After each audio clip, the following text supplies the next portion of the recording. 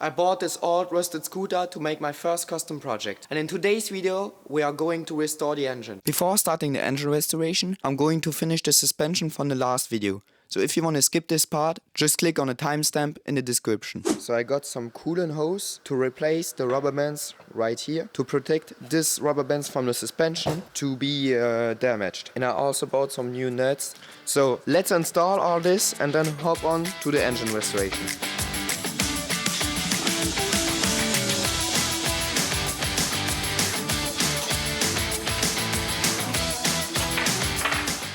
I couldn't find the original rubber rings anywhere, so I bought some coolant hose and cut it in the right size.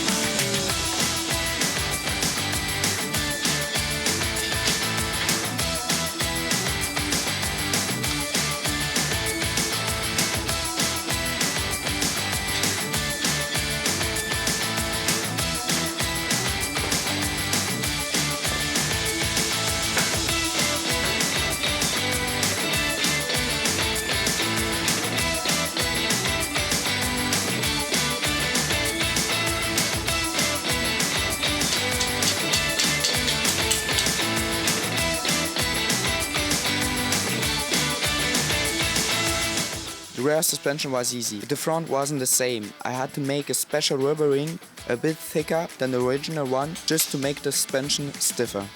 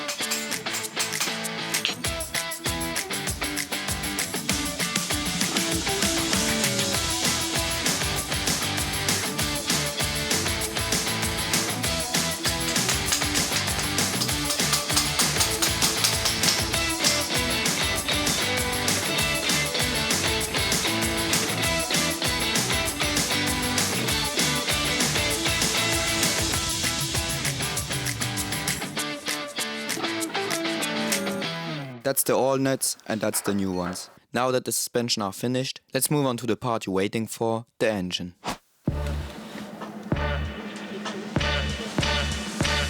First step, I'm soaking all the nuts with some penetration oil, so I don't snap anything. This engine is so old that every single nut is a risk, and that's a big problem. The carburetor was actually pretty easy to remove. For the moment, I'm confident that this will be an easy project. But I wasn't ready for the next part.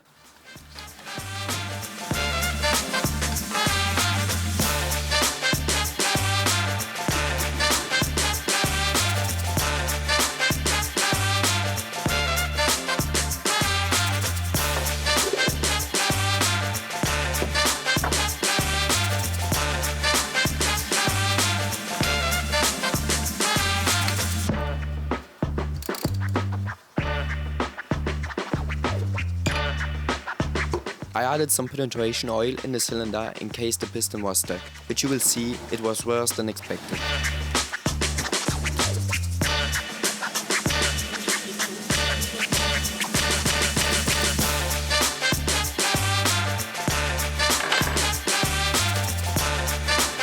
There it was, my first challenge in this video. I first unscrewed the nut easily, but then I made it. A screw that was completely damaged by the rust. But I said to myself, let's just cut this off, this won't be a big deal.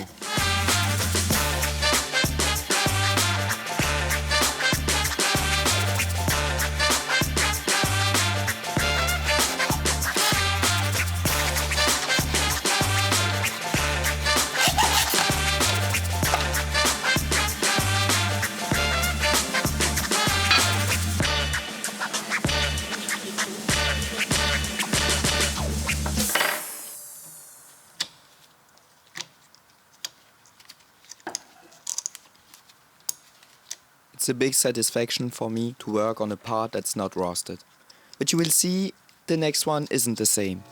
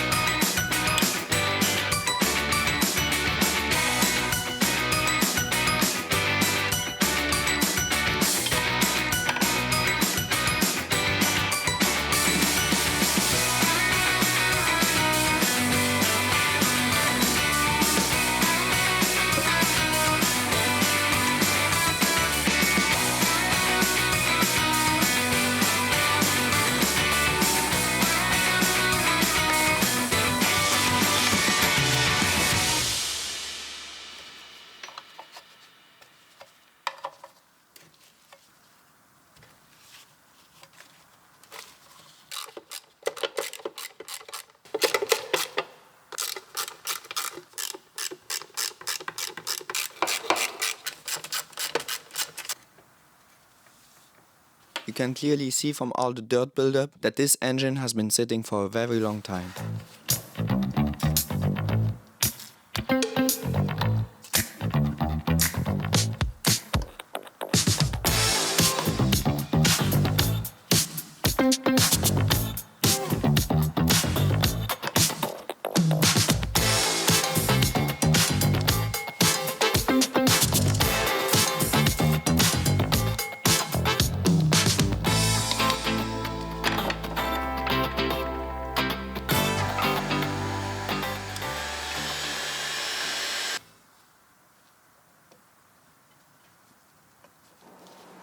Alright, so how you can see, the screws right here are stock from the rust. So I'm going to move on another part and come back to the screws later. That's really not good. The screws are blocking my way to the flying wheel. And cutting the metal plate off isn't an option, knowing how rare parts for this engine are.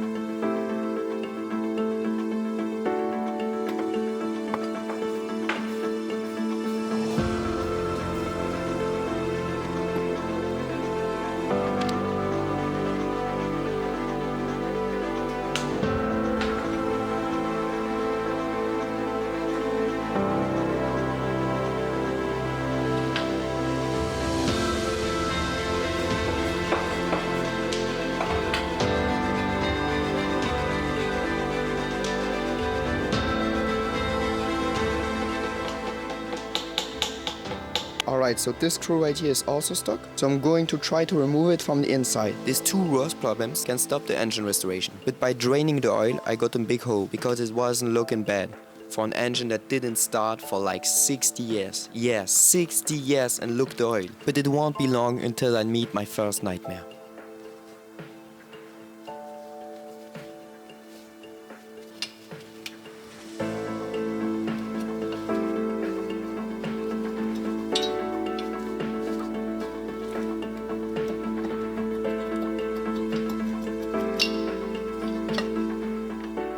I can see the piston is sized inside the cylinder. But I saw something. When you look inside right here, you can actually see that the piston is in good condition. Like it's just right here. and also right here that the engine looks kinda bad. At this moment I had a big hope that the engine was in good condition inside, but I was also in front of the incised piston and I will need to remove the piston without scratching the cylinder.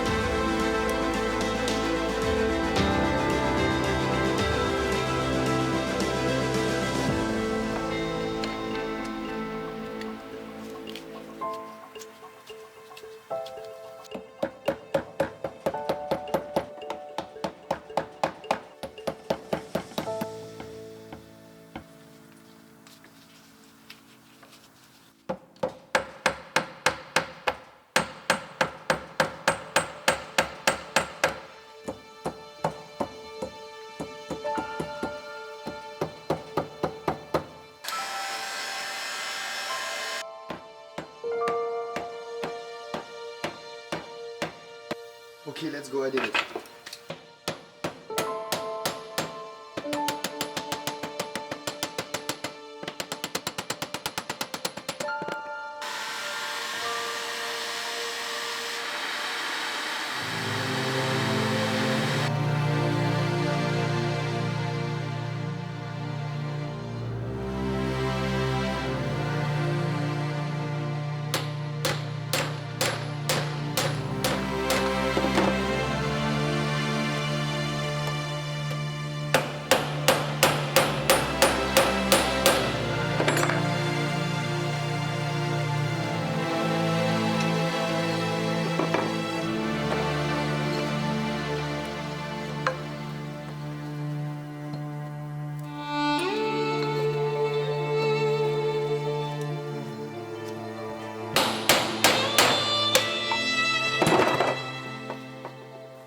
So the first impression is that the piston looks pretty good. I could keep them if I didn't damage like this side right here. But now that it's damaged, I will need to buy a new one.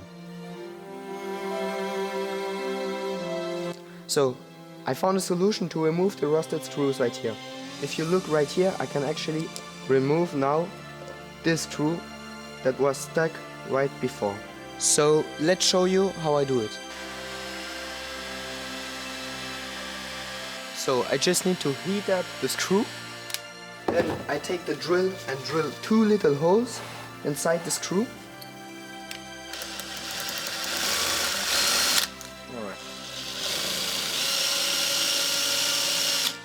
Oh, I was stuck here and I couldn't continue to disassemble the engine because of just this little screw right here.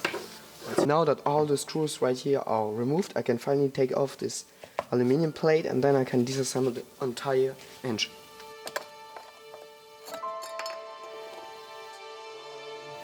Alright. Is it hot? Ooh, yeah. Ooh, pretty hot. At this point, I thought I was almost done with the flying wheel. On my last engine build, I didn't need to remove it, so it's actually the first time I'm doing this. And honestly, it's not my favorite part.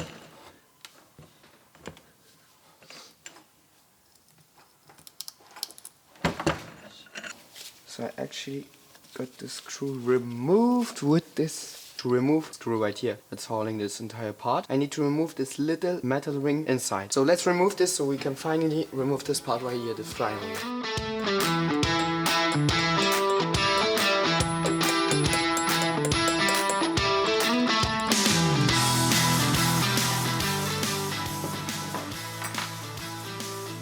Alright. Finally out.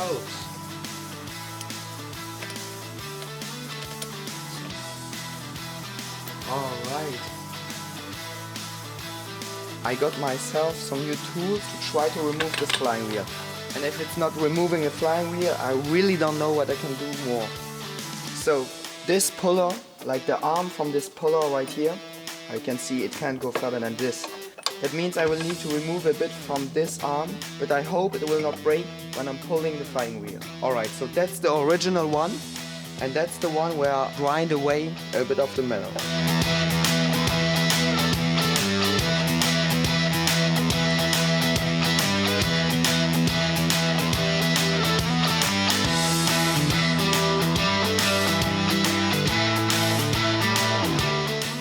let's try to remove the flying wheel.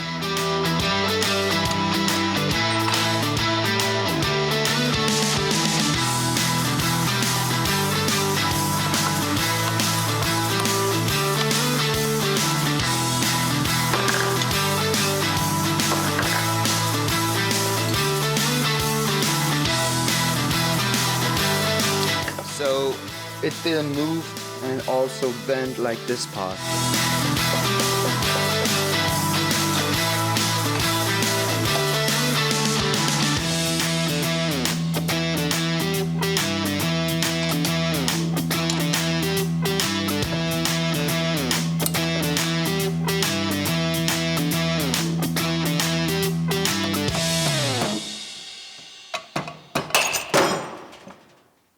Alright, so yeah, that's the removed flying wheel. Let's go! Oh, that's a big release for me. I almost thought I will not be able to remove the flying wheel.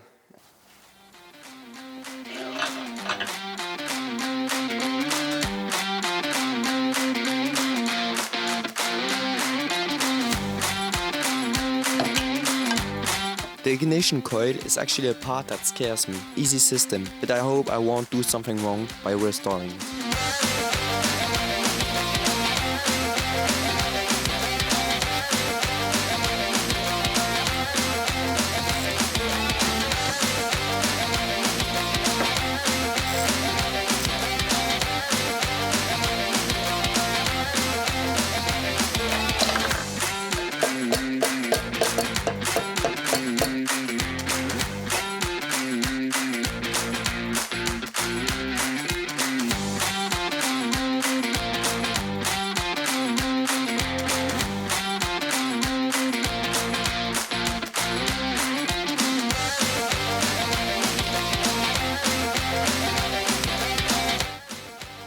Alright, so I can actually remove this cover without removing the Kickstarter right here.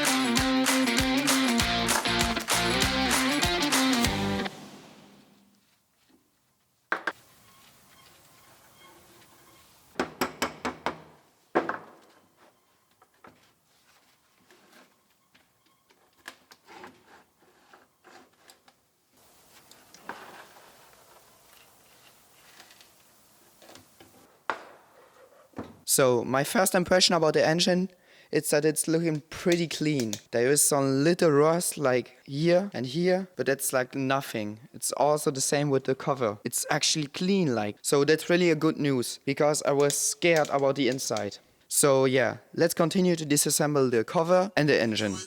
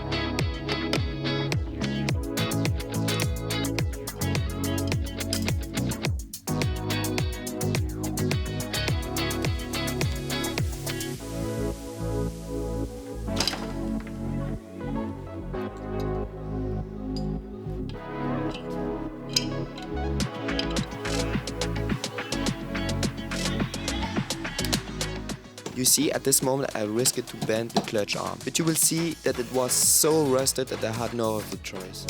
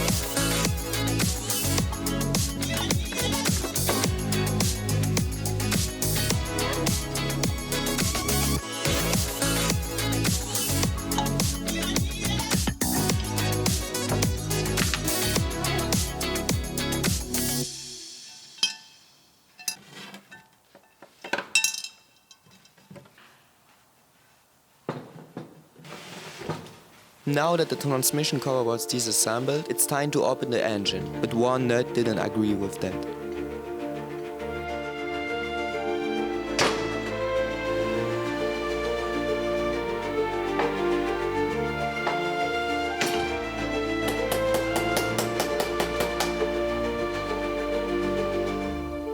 After failing this attempt to open the engine, I decided to disassemble the transmission and think about a way to remove the nut. Because if this nut is not going off, I can't disassemble the engine.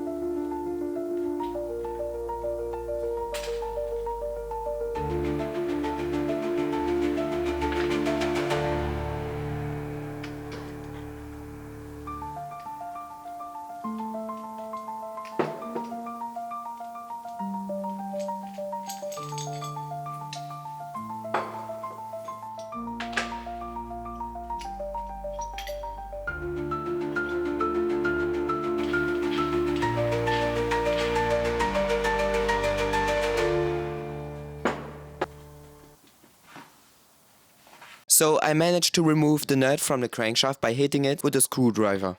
Now we can finally access to the inside of the engine and take off the crankshaft, hoping it's still in good condition. This part basically decides if I can keep the engine or if the project dies here.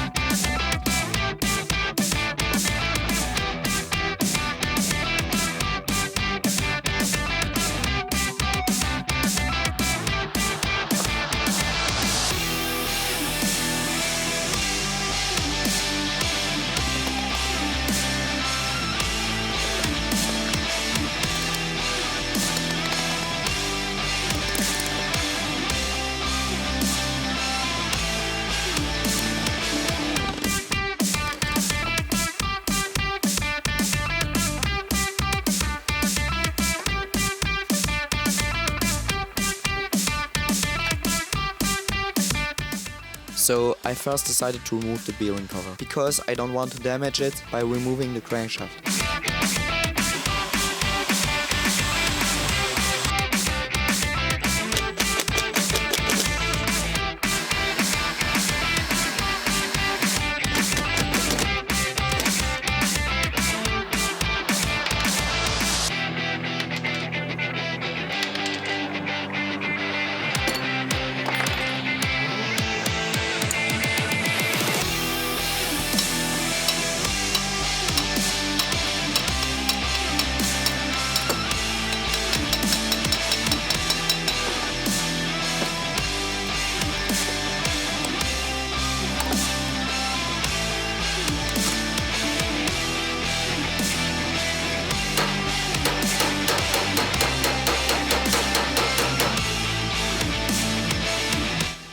To be able to remove the piston pin, I needed to drill a hole inside the wood. But still with this, I struggled to take out the piston pin. So I called my friend to come over and help me out.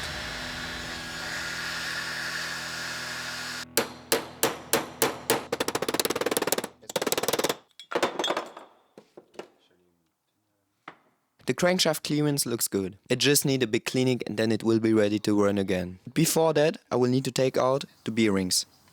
So the bearings are feeling pretty bad. Look, I can't even turn them right. This one is, alright, but this one right here will need to be changed. So I will try to take them out without breaking the cover.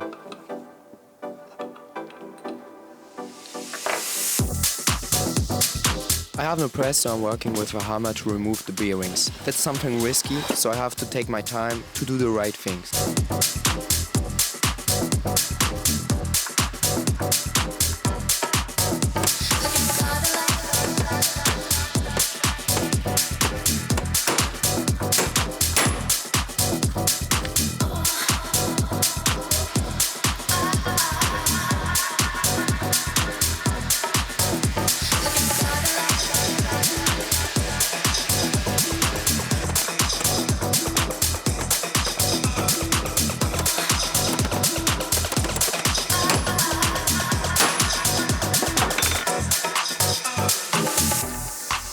Alright, so this side is ready to be cleaned and it's finished.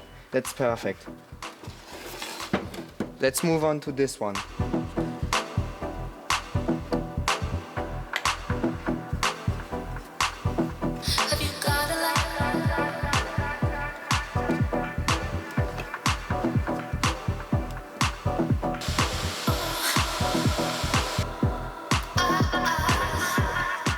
So the screws don't want to come off, so I think I will move on and come back to them later, or even not remove them for the cleaning.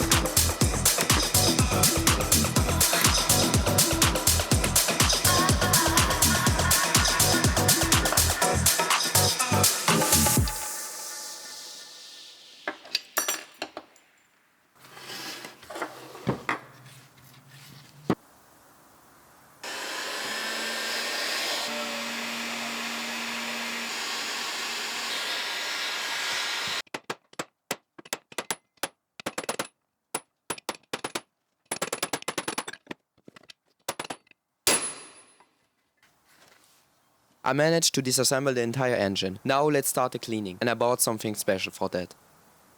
Say hello to my brand new sandblaster.